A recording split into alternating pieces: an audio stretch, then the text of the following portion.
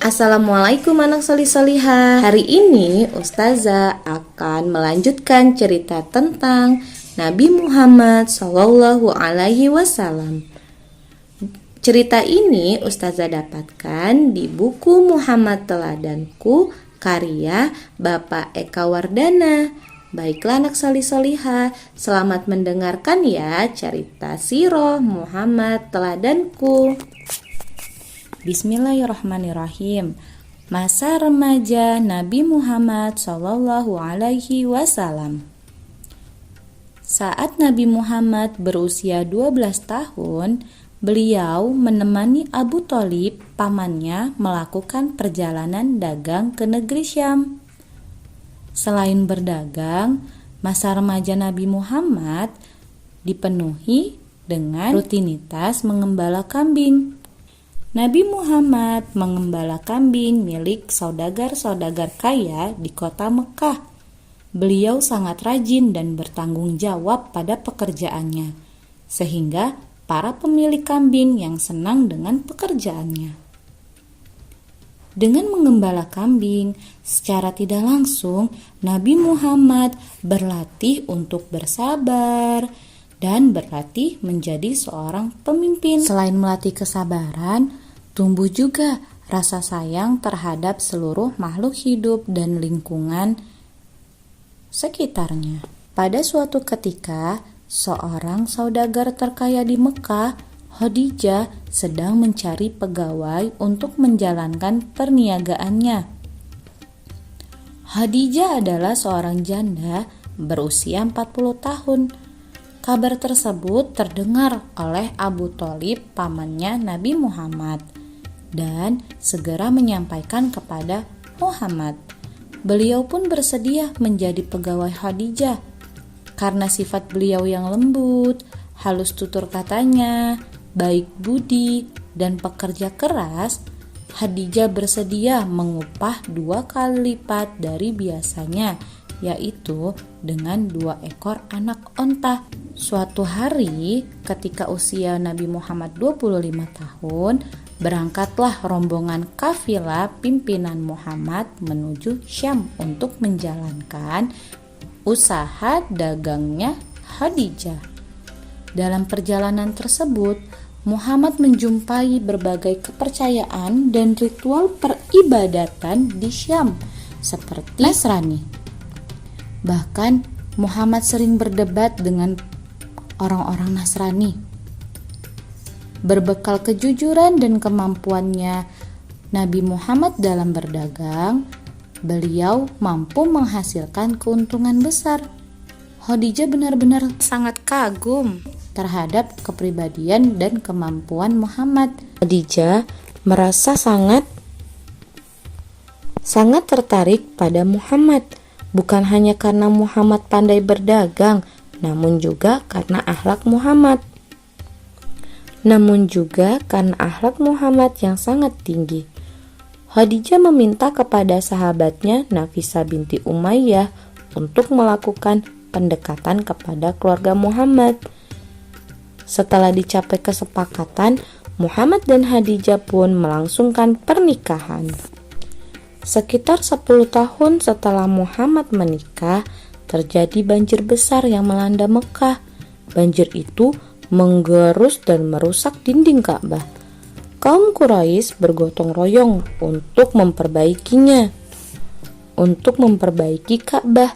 Namun, saat hendak mengangkat Hajar Aswad dan meletakkannya ke tempat semula, para pemimpin Quraisy terlibat dalam pertengkaran. Mereka saling berebut untuk mendapatkan kehormatan mengangkat Hajar Aswad. Karena pertengkaran ini, perang saudara hampir saja terjadi. Para pemimpin saling bersekutu dan bersiap untuk perang. Abu Umayyah bin Al-Mughirah, salah satu orang terpandang di Quraisy, berkata bahwa urusan Hajar Aswad ini akan diserahkan kepada orang yang pertama kali memasuki pintu Safa esok hari. Dan Allah menentukan bahwa Muhammadlah orangnya. Sungguh mudah bagi Muhammad menyelesaikan masalah itu. Beliau membentangkan selembar kain dan meletakkan Hajar Aswad di tengah-tengahnya. Kemudian beliau meminta kepada para pemimpin Quraisy untuk memegang tepi-tepi kain tersebut dan bersama-sama mereka mengangkat Hajar Aswad dan mengembalikannya ke posisi semula. Masalah pun terselesaikan dengan damai. Nabi Muhammad pun semakin dihormati. Kaum Quraisy tidak berbeda dengan kaum-kaum sebelumnya. Mereka mulai meninggalkan ajaran yang benar dan mengikuti ajaran yang salah. Berbohong, curang, menganiaya, merampok, dan bersekutu dengan berhala menjadi kebiasaan kaum Quraisy. Tidak ada lagi ibadah kepada Tuhan. Muhammad merasa gelisah dengan perilaku kaumnya. Ia berusaha memikirkan cara untuk membawa kaumnya kembali ke jalan yang benar.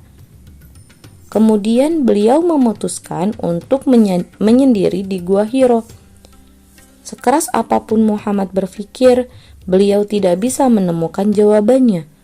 Maka tepat pada tanggal 17 Ramadan 6 Agustus tahun 610 Masehi, atas perintah Allah, malaikat Jibril mendatangi Muhammad dan menyampaikan wahyu. Saat itulah Muhammad mengemban tugas sebagai Nabi Allah, bukan hanya untuk kaum Quraisy, namun untuk seluruh umat manusia. Dan beliau merupakan nabi terakhir, tidak akan ada nabi lagi selanjutnya.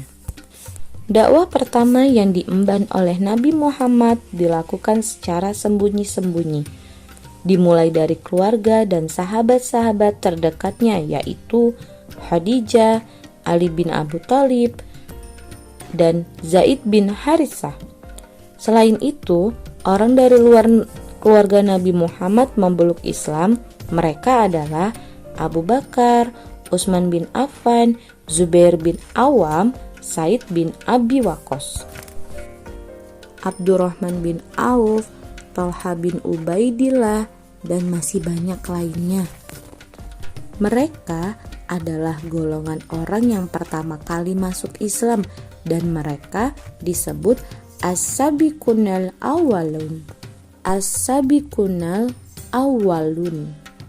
Selama 3 tahun berdakwah sembunyi-sembunyi, pengikut Nabi Muhammad terus bertambah. Selama itu pula, kaum Quraisy tidak begitu peduli pada gerakan Nabi Muhammad. Namun, ketika akhirnya Nabi Muhammad mulai berdakwah secara terbuka, para kaum Quraisy mulai bangkit untuk melawan Nabi Muhammad.